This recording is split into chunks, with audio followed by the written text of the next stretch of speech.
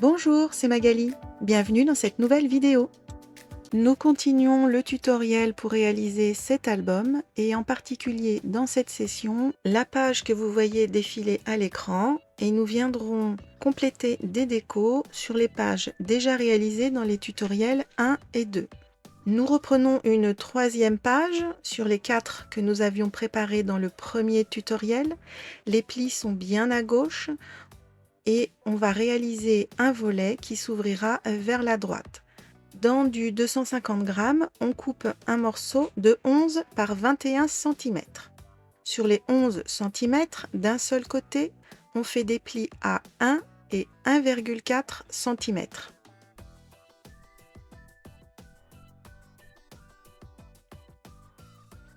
On biseaute la pâte de collage. On fait attention de ne pas toucher au petit gousset d'épaisseur et on marque bien les deux plis.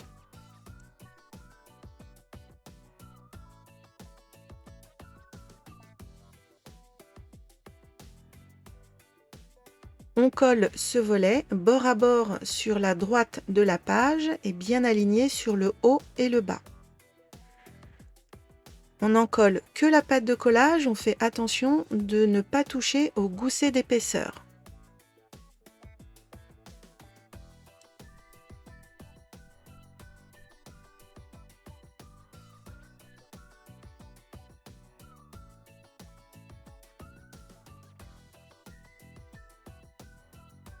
On maroufle et on essuie l'excédent de colle.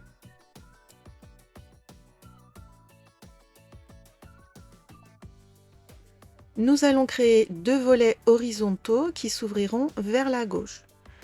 Toujours dans du 250 g, il faut découper deux morceaux de 18 sur 10,5 cm. Ils viennent chevaucher le volet de droite que l'on vient d'installer. Sur les 18 cm d'un seul côté, on réalise des plis à 1 et 1,6 cm.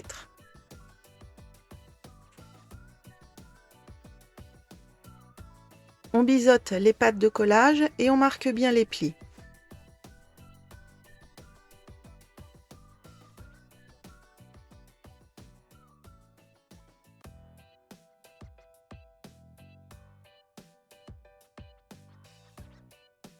On fait passer les plis à gauche de notre page en dessous de façon à ce qu'ils ne nous gênent pas et on va placer un volet bien aligné sur le haut de la page et un deuxième bien aligné sur le bas.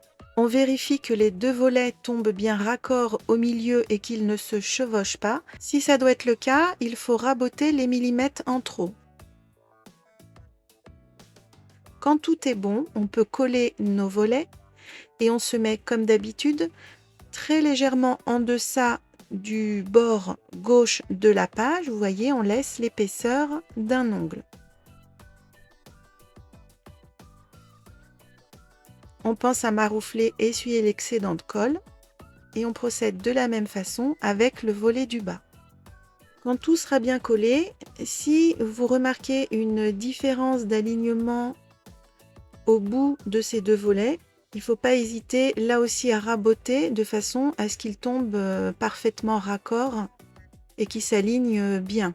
Il y a un petit peu de marge au niveau de la longueur, donc ça ne poserait pas de problème s'il fallait enlever quelques millimètres. On pense à maroufler et essuyer l'excédent de colle.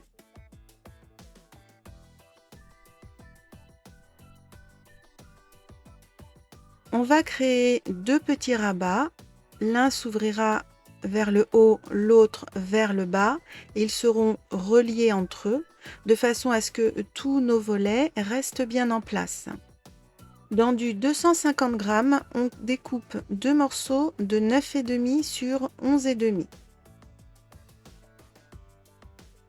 Sur les 11,5, on réalise d'un seul côté des plis à 1 et 1,8 cm. On biseaute les pattes de collage et on marque bien les plis. Si vous le souhaitez, vous pouvez également arrondir les angles. Ces deux petits rabats vont venir se positionner grosso modo comme ceci. Je vous mets une feuille blanche pour que l'on voit mieux les différents niveaux de volets. Et les attaches viendront là. Donc il faut déterminer la place de nos deux petits rabats. Personnellement, je pense que le mieux est de se centrer globalement sur les deux volets horizontaux.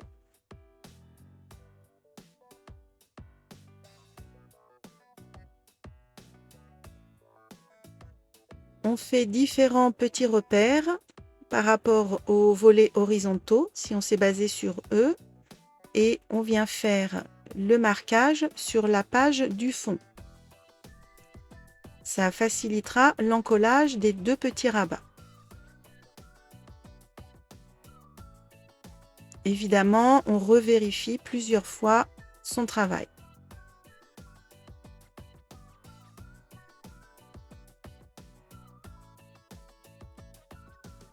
Si tout est bon, on peut coller les petits rabats. Alors, on n'en colle qu'un dans un premier temps. On se met bien bord à bord sur le bas de la page si on commence par celui du bas. Et pour coller le deuxième, on ne s'embête pas. On va venir tout simplement s'aligner sur le premier qui est déjà en place.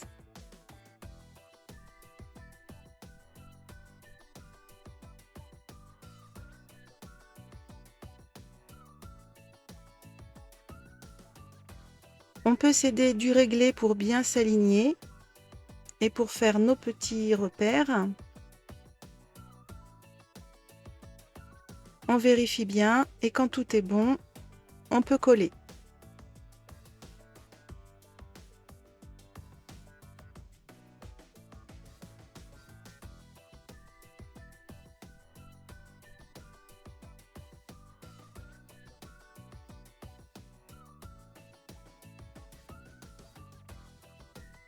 Dans le fond de la page, on va créer une pochette sur le bas. Donc il faut vérifier votre mesure qui peut être un peu différente de la mienne à cause des papiers qui ne sont pas les mêmes, les épaisseurs, la façon dont on a fait les plis, bref. Pour ma part, j'ai 20,5 de large. Il va falloir qu'on rajoute de chaque côté 1 cm pour les pattes de collage, ce qui amène notre longueur à 22,5. On détermine la hauteur de pochette que l'on souhaite. Moi, je vais choisir 8. Et là aussi, il faut rajouter sur le bas 1 cm pour la patte de collage. On arrive à 9 cm en tout. Donc, ces mesures, ce sont les mesures du morceau que je dois découper pour créer ma pochette. À vous de voir les vôtres. Et on peut utiliser du papier de 160 à 200 grammes. Sur la plus grande longueur de chaque côté, on réalise un pli de 1 cm. Et sur la plus petite longueur, d'un seul côté, un pli de 1 cm. On biseaute tous les angles et on marque bien les plis.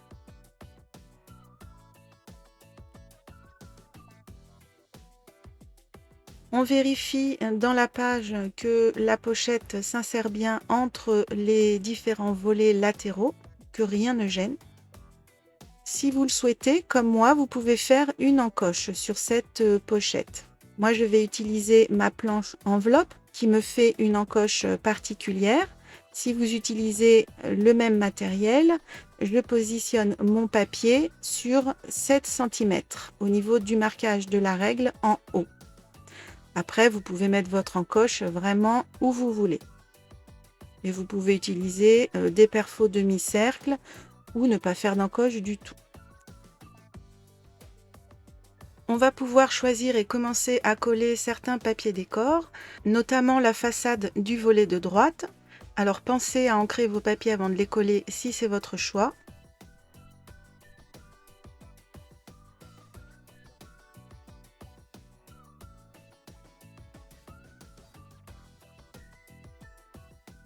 On maroufle et on essuie l'excédent de colle. Au verso de ce volet, pour moi, ce sera 2 petits morceaux de papier qui vont encadrer une photo de 9 par 13. Les morceaux font 3,5 par 9 cm et ils sont ancrés.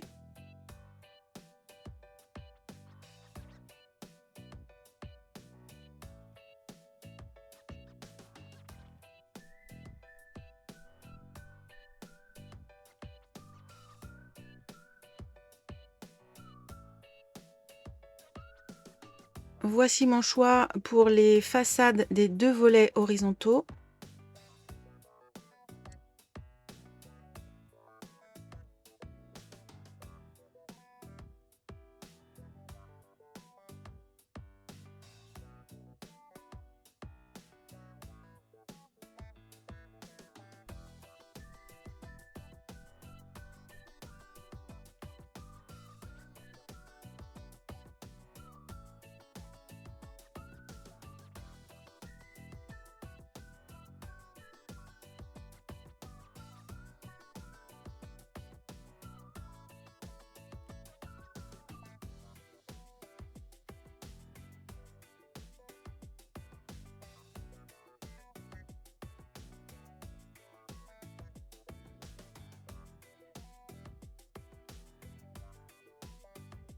Sur leur verso, encore 2 petits morceaux de papier pour moi qui mesurent 2 par 10 cm et ils laissent la place à des photos de 9 par 13 avec un matage un peu plus important que celui laissé à l'arrière du volet de droite.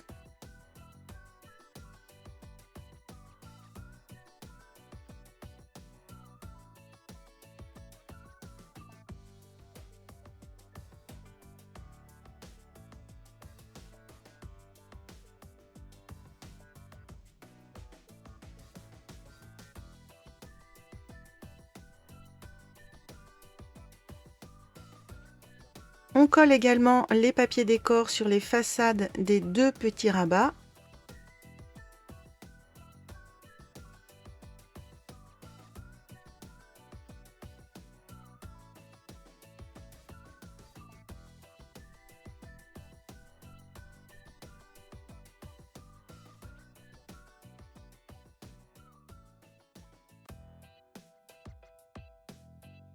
Et on va s'occuper du système de fermeture, donc un système que l'on a déjà vu précédemment dans les différents tutoriels.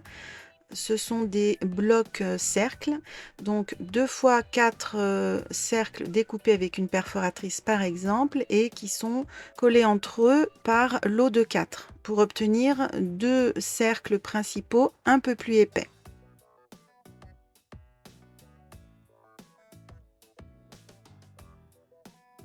Si on le souhaite, on encre les bords, ça donnera un petit peu plus de relief, de volume à l'élément. Et enfin, on les perfore au milieu. On détermine leurs emplacements sur les petits rabats et on reporte le trou sur le papier de fond. On vient perforer le papier à l'endroit que l'on a choisi. Et on fait un petit montage sur nos cercles en insérant un brad par l'avant et une rondelle par l'arrière.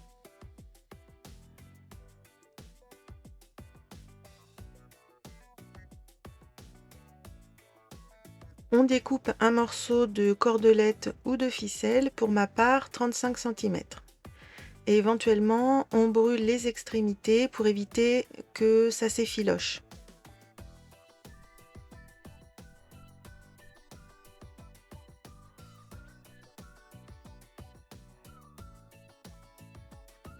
On insère la ficelle dans le trou d'un des 2 rabats. Moi, j'ai choisi celui du bas. Et à l'arrière, on la scotche sur environ 2 cm. Sur l'avant du rabat, on oriente la ficelle dans la direction souhaitée et on insère dans le trou l'un des 2 blocs cercles. À l'arrière, on écarte les pattes du brad.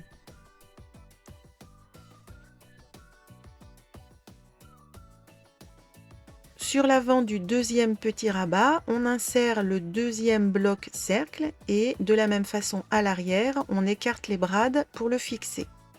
Et notre système est en place, on peut le tester.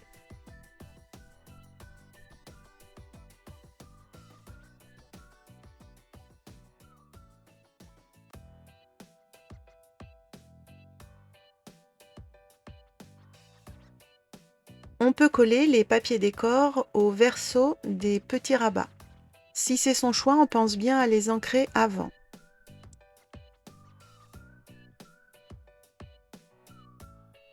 On revient sur le fond de notre page pour coller la pochette ainsi qu'un papier décor. Donc soit on colle en premier le papier décor dans le fond, puis on vient coller par-dessus la pochette bien alignée sur le bas, ou alors on vient refermer les petites pattes de collage de la pochette sur le papier de fond avant de coller ensuite tout l'ensemble. Alors il y a même une troisième option, on pourrait coller la pochette sur le bas en premier, puis venir glisser un petit peu à l'intérieur un morceau de papier décor qui n'aurait pas besoin de descendre jusqu'en bas de la pochette. On colle un papier décor sur la face de la pochette. Donc si on avait déjà fait une encoche la première fois à 7 cm, sur le papier décor, il faut faire l'encoche à 6,7 ou 8 cm.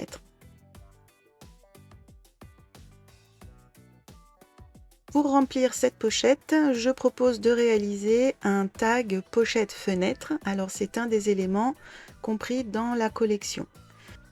Une fois qu'il est découpé et que son cadre au milieu est détouré, on le mesure avec précision. Ça nous permettra de découper un morceau de papier pour venir le coller dessus et le mater très légèrement. Pour ma part, c'est un morceau de 14,7 par 13,1 parce que moi je veux vraiment un très léger matage. Éventuellement on arrondit les angles pour être raccord avec les angles arrondis du die cut.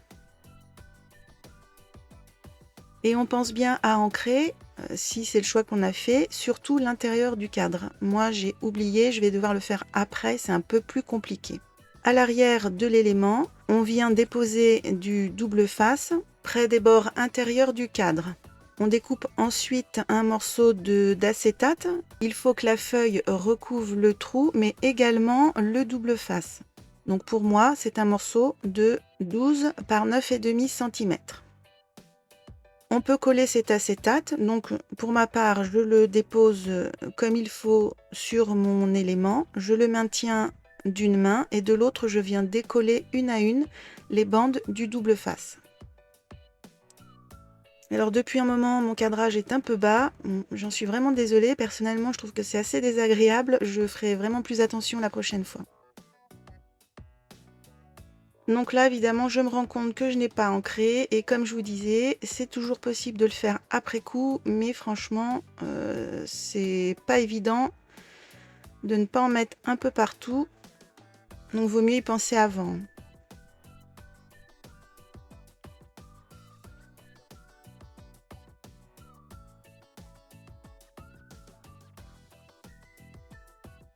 On peut coller notre pochette sur le papier de matage.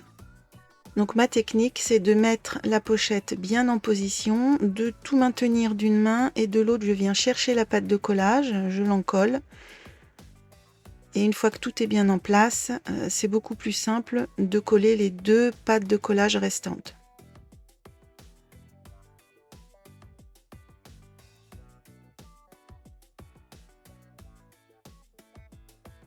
On va créer un emplacement photo à glisser à l'intérieur de notre pochette fenêtre. Donc on reprend la mesure la plus exacte possible de l'intérieur.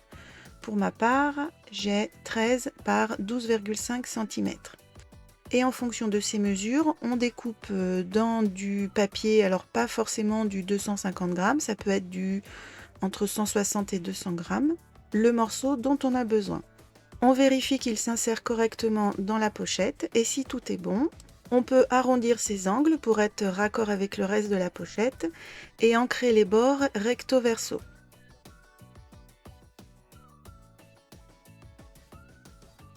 Pour avoir une meilleure prise en main et l'insérer et le retirer facilement, on va coller sur le haut un onglet.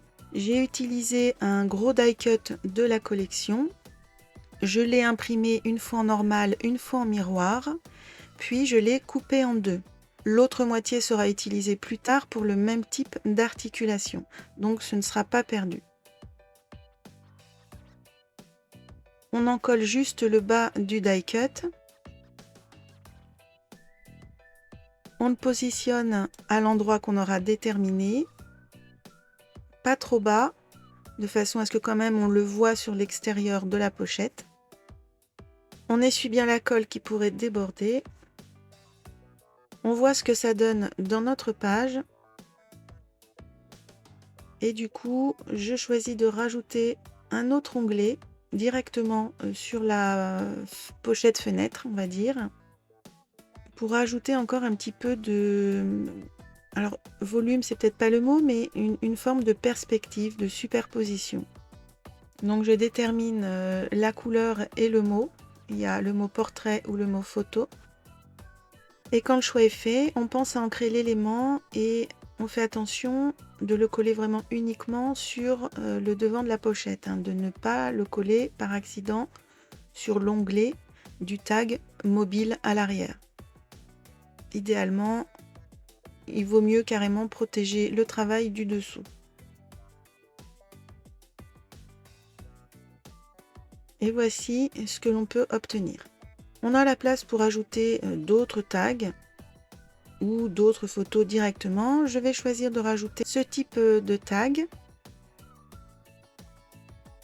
Et pour qu'il ressorte mieux, je vais le mater de nouveau sur un papier basique. 160 grammes peut suffire. Il y a tellement de chutes de papier qu'on en trouve facilement qui puissent correspondre.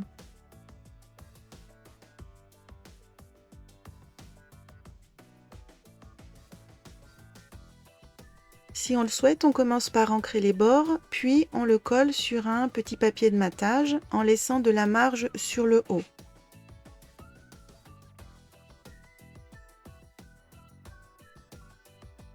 On redécoupe le papier de matage en suivant les bords de l'étiquette. On laisse le même espace que sur les autres bords.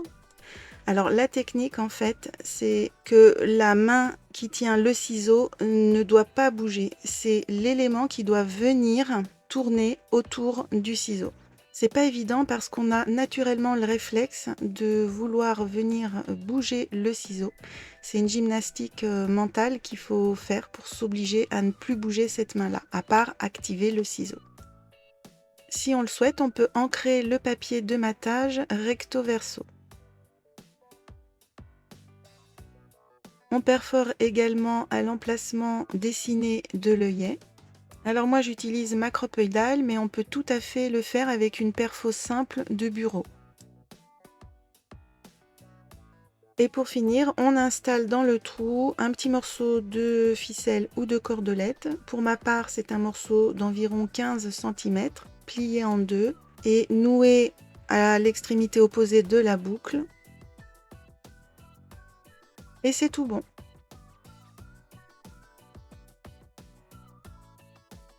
Ici, j'ai ajouté une étiquette et un die cut fleur.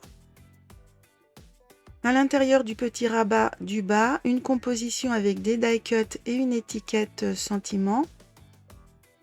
Sur le rabat du haut, la même chose, une composition.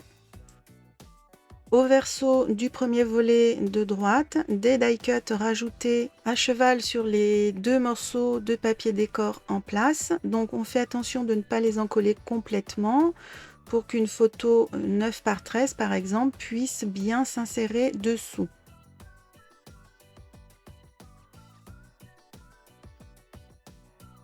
Sur la pochette, moi je ne vais rien mettre, je trouve que le papier est assez chargé comme ça. Par contre, on peut tout à fait imaginer venir y mettre une petite composition avec différents die cuts. Donc pour cette session, le travail des pages s'arrêtera là. Par contre, je vais revenir sur des décorations ou des éléments à réaliser sur des pages qu'on a déjà vues dans les tutoriels précédents. Notamment sur la toute première page que l'on a réalisée avec cette composition de die cuts dont je vous avais parlé.